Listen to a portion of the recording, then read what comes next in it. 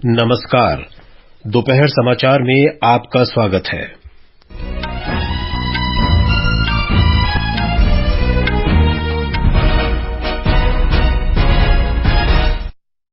लोकसभा की कार्यवाही अनिश्चितकाल के लिए स्थगित।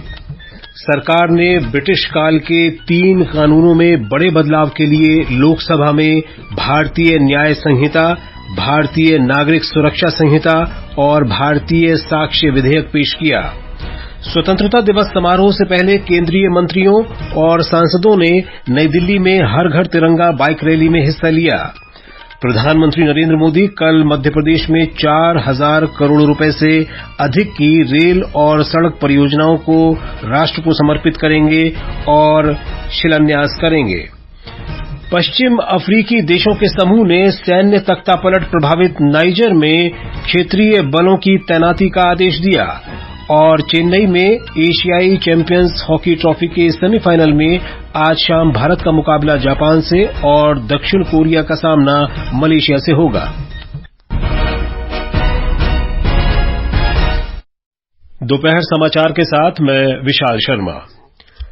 लोकसभा की कार्यवाही अनिश्चितकाल के लिए स्थगित कर दी गई है। तीसरे स्थगन के बाद आज 1:30 बजे सदन की कार्यवाही शुरू होने पर अध्यक्ष ओम बिरला ने मानसून सत्र के दौरान हुए कार्यों के बारे में जानकारी दी। उन्होंने बताया कि इस सत्र में 44 घंटे से ज्यादा काम हुआ। उन्होंने बताया कि सदन में अविश्वास प्रस्ताव पर करीब 20 घंटे चर्चा हुई, जिसमें 60 सदस्यों ने भाग लिया। डिजिटल डाटा संरक्षण विधेयक सहित कुल 12 विधेयक पारित किए गए। इस सत्र के दौरान 20 सरकारी विधेयक पूर्व स्थापित किए गए तथा 22 विधेयक पारित हुए। पारित किए गए कुछ महत्वपूर्ण विधेयक हैं: बहुराज्य सहकारी सोसाइटी संशोधन विधेयक 2023, डिजिटल व्यक्ति डाटा संरक्षण विधेयक 2023, राष्ट्रीय परिचर्चा और प्रसूति विद्या आयोग विधेयक 2023, राष्ट्रीय दंत चिकित्सा आयोग विधेयक 2023, जन विश्वास उपबंधों का संशोधन विधेयक 2023, दिल्ली राष्ट्रीय राजधानी राज्य क्षेत्र शासन संशोधन विधेयक 2023, अंतर सेवा संगठन कमान नियंत्रण अनुशासन विधेयक 2023। इससे पहले लोकसभा की कार्यवाही 3 बार स्थगित की गई। कांग्रेस सदस्यों ने अपने नेता अधीर रंजन चौधरी के कल सदन से निलंबन को लेकर हंगामा किया। आज सवेरे सदन की कार्यवाही शुरू होते ही कांग्रेस सांसदों ने इस मुद्दे को उठाने की कोशिश की, लेकिन अध्यक्ष ओम बिरला ने इसकी मंजूरी नहीं दी। इस पर कांग्रेस के नेताओं ने हंगामा किया।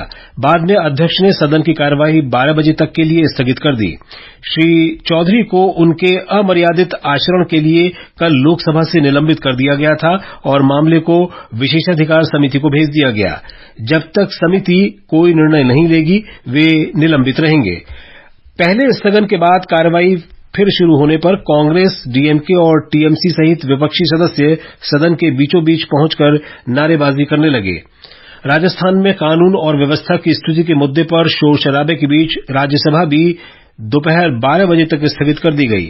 आज सवेरे बैठक शुरू होते ही विपक्ष के नेता मल्लिकार्जुन खड़गे ने श्री चौधरी के निलंबन का मुद्दा उठाया। उन्होंने कहा कि श्री चौधरी कई संसदीय समितियों के सदस्य हैं और निलंबन से वे अपने कर्तव्यों का निर्वहन करने से वंचित रह जाएंगे।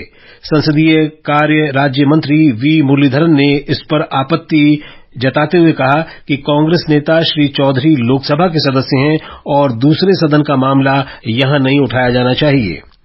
इसी दौरान भारतीय जनता पार्टी के सांसद किरोड़ी लाल मीणा ने राजस्थान में कानून व्यवस्था की स्थिति का मुद्दा उठाया, जिस पर विपक्षी सदस्यों ने आपत्ति जताई और नारेबाजी शुरू कर दी। इसके कारण सदन की कार्यवाही पहले दोपहर 12 बजे तक के लिए स्थगित कर दी गई। कार्यवाही फिर शुरू होने पर सदस्यों ने सेवानिवृत्त सदस्यों को विदाई दी। इसके बाद विपक्ष ने मणिपुर हिंसा मुद्दे पर नारेबाजी शुरू कर दी। ये सदस्य इस मुद्दे पर सदन में प्रधानमंत्री के बयान की मांग कर रहे थे। कांग्रेस, तृणमूल कांग्रेस, डीएमके, वामदल और अन्य सांसद सदन के बीचों बीच पहुंच गए। हंगामे के बीच सभापति जगदीप धनखड़ ने प्रश्नकाल चलाने की कोशिश की, लेकिन इसमें सफलता नहीं मिली। बाद में सदन की कार्यवाही दोपहर 2 बजे तक के लिए स्थगित कर दी गई। कांग्रेस ने आज अपने नेता अधीर रंजन चौधरी के लोकसभा से निलंबन के खिलाफ संसद में विरोध प्रदर्शन किया। कल अविश्वास प्रस्ताव पर चर्चा के दौरान अमर्यादित आचरण के लिए श्री चौधरी को सदन से निलंबित कर दिया गया था। विपक्ष श्री चौधरी के निलंबन को रद्द करने की मांग कर रहा है। कांग्रेस नेता राहुल गांधी ने आज विपक्ष के विरोध प्रदर्शन का नेतृत्व किया। आज सुबह संसद के बाहर संसदीय कार्य मंत्री प्रहलाद जोशी ने कहा कि अब इस मुद्दे पर अध्यक्ष को फैसला करना है।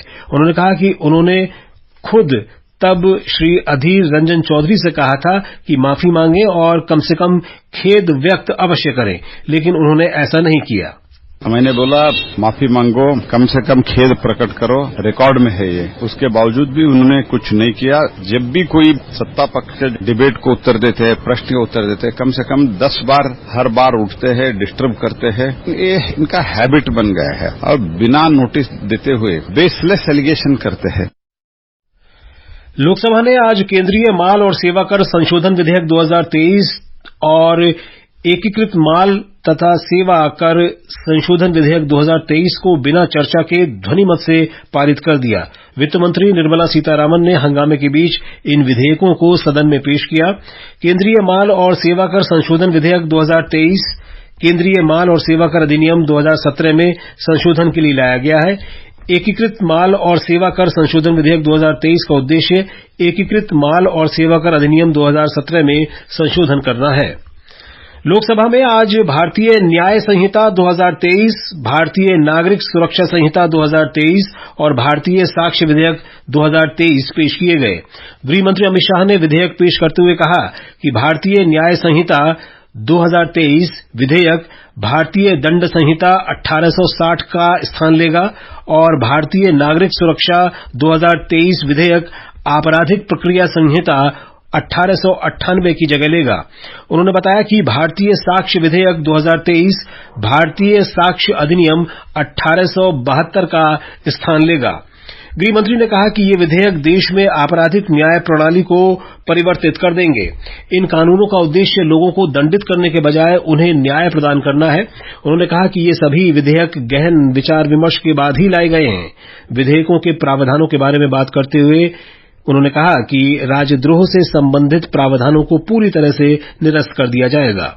न्यायिक दंड प्रक्रिया क्रिमिनल जस्टिस सिस्टम के अंदर आमूलचूल परिवर्तन होगा और सबको ज्यादा से ज्यादा 3 साल के अंदर न्याय मान्यवर। इसमें पुलिस अधिकारियों को भी जवाबदेह किया है, वकीलों को भी जवाबदेह किया है और न्याय करने वाले के लिए भी मर्यादाएं रखी। इसमें महिलाओं का और बच्चों का विशेष ध्यान दिया गया है।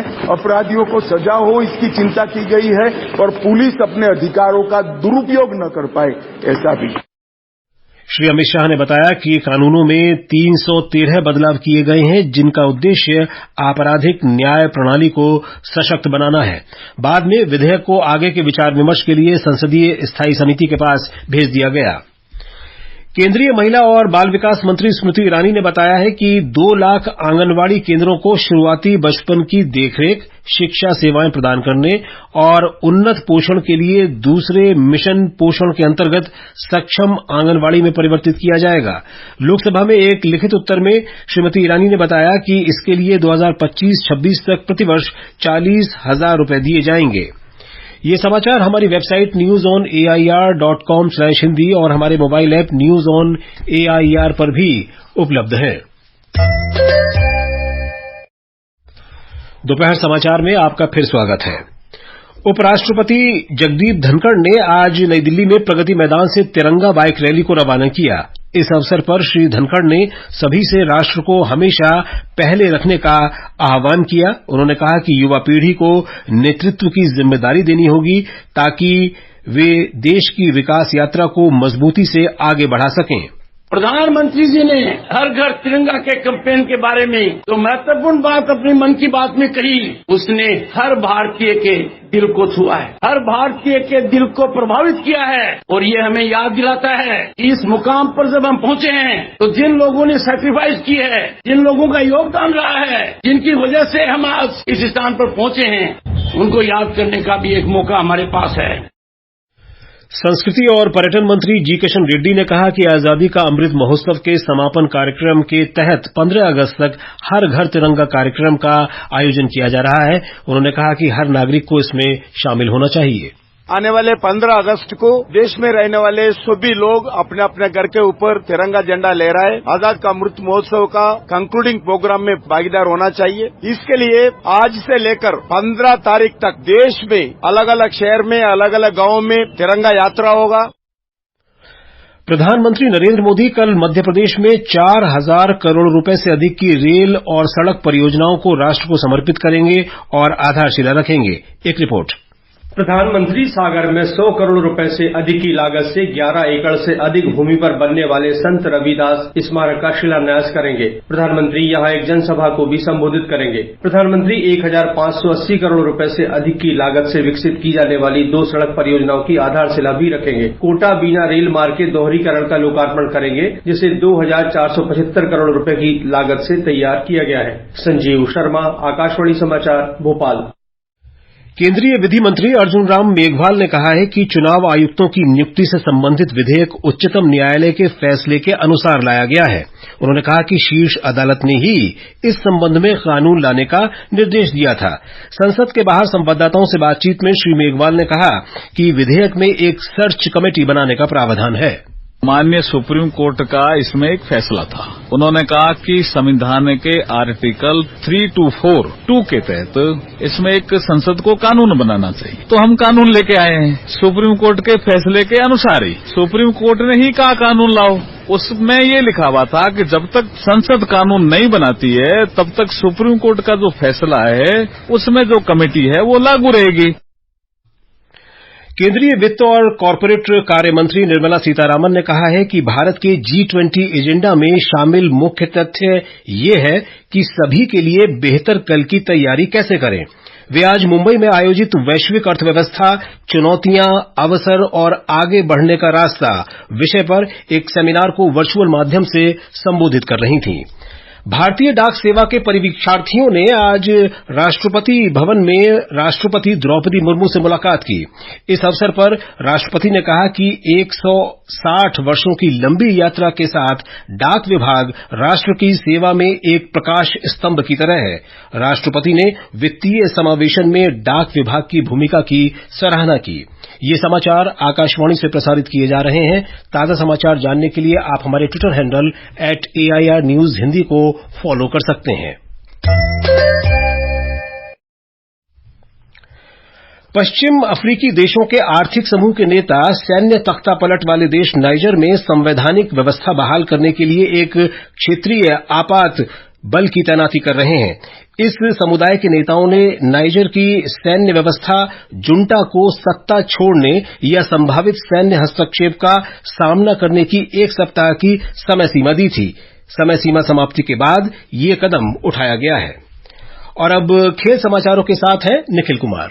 एशियन चैंपियंस ट्रॉफी हॉकी की सेमीफाइनल में आज चेन्नई में भारत का सामना जापान से होगा। दूसरे सेमीफाइनल में मलेशिया और दक्षिण कोरिया आमने सामने होंगे। पाकिस्तान और चीन सेमीफाइनल की दौड़ से बाहर हो गए हैं। दोनों आज 5वें और 6ठे स्थान के लिए खेलेंगे। फाइनल मुकाबला कल होगा।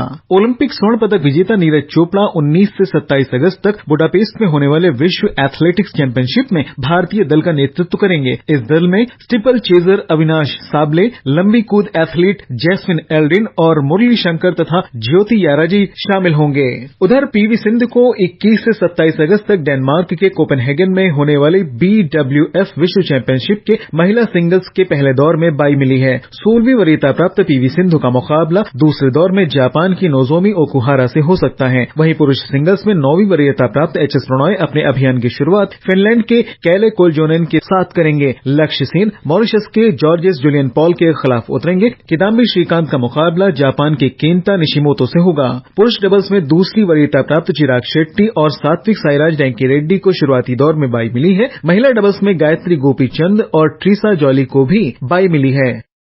और अब अंत में मुख्य समाचार एक बार फिर। लोकसभा की कार्यवाही अनिश्चितकाल के लिए स्थगित। सरकार ने ब्रिटिश काल के 3 कानूनों में बड़े बदलाव के लिए लोकसभा में भारतीय न्याय संहिता, भारतीय नागरिक सुरक्षा संहिता और भारतीय साक्ष्य विधेयक पेश किया। स्वतंत्रता दिवस समारोह से पहले केंद्रीय मंत्रियों और सांसदों ने नई दिल्ली में हर घर तिरंगा बाइक रैली में हिस्सा लिया।